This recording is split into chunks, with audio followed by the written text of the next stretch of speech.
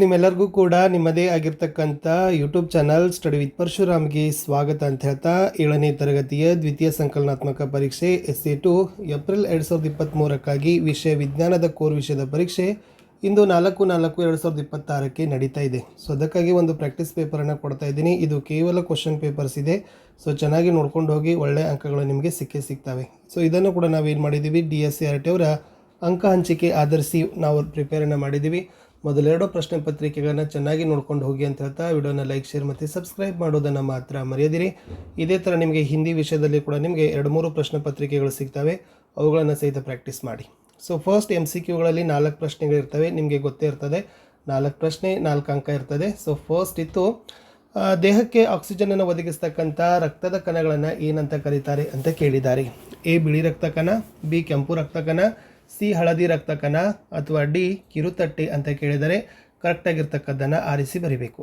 ಎರಡನೇದು, ವೇಗವನ್ನು ಹೀಗೆಂದು ಲೆಕ್ಕ ಹಾಕಬಹುದು. ಇಟ್ ಮೀನ್ಸ್ ವೇಗವನ್ನು ಕಂಡುಹಿಡಿತಕ್ಕಂಥ ಸೂತ್ರವನ್ನು ಕೇಳಿದ್ದಾರೆ. ಆಪ್ಷನ್ A ಸಮಯ ಭಾಗಿಸು ದೂರ, B ದೂರ ಭಾಗಿಸು ಸಮಯ, C ವೇಗ ಗುಣಿಸು ಸಮಯ, D ಸಮಯ ಗುಣಿಸು ದಿಕ್ಕು. ಸೊ ವೇಗವನ್ನು ಕಂಡುಹಿಡಿತಕ್ಕಂಥ ಲೆಕ್ಕವನ್ನು ಇತ್ತು.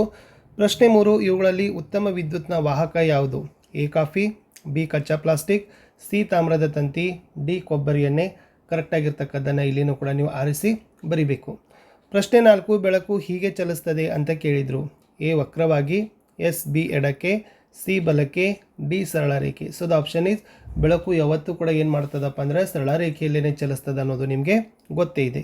ಇಷ್ಟು ಬಹು ಆಯ್ಕೆ ಪ್ರಶ್ನೆ ಇತ್ತು. ಇನ್ನು ಬಿಟ್ಟ ಸ್ಥಳಗಳನ್ನು ನೋಡಿ. ಎಸ್, ಪರಾಗವು ಶಲಾಕಾಗ್ರಕ್ಕೆ ತಲುಪೋ ಕ್ರಿಯೆಗೆ ಏನಂತ ಕರಿತೀವಿ? ಸೊ ಅದನ್ನು ನೋಡ್ಕೊಡ್ರಿ. ಇನ್ನು ಸಮಯವನ್ನು ಅಳಿತಕ್ಕಂಥ SI ಏಕಮಾನ ಯಾವುದು?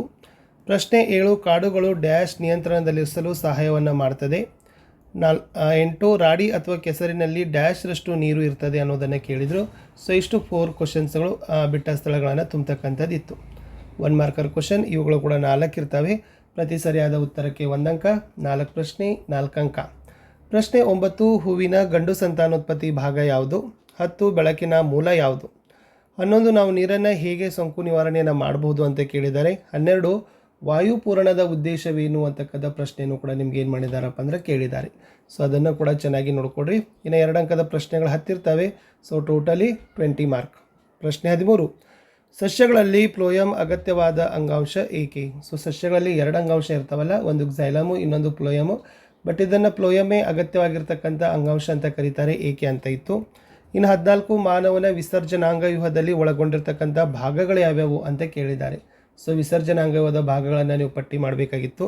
15, ನಿಚ್ಚಲ ವಸ್ತು ಅಂದರೆ ಏನಂತ ಕೇಳಿದ್ದಾರೆ. 16, ಚಲನೆಯ 3 ವಿಧಗಳನ್ನು ಉದಾಹರಣೆ ಸಹಿತ ಬರೀಬೇಕು. ಸೊ ಇದು ಕೂಡ ಇಂಪಾರ್ಟೆಂಟ್ ಪ್ರಶ್ನೆ.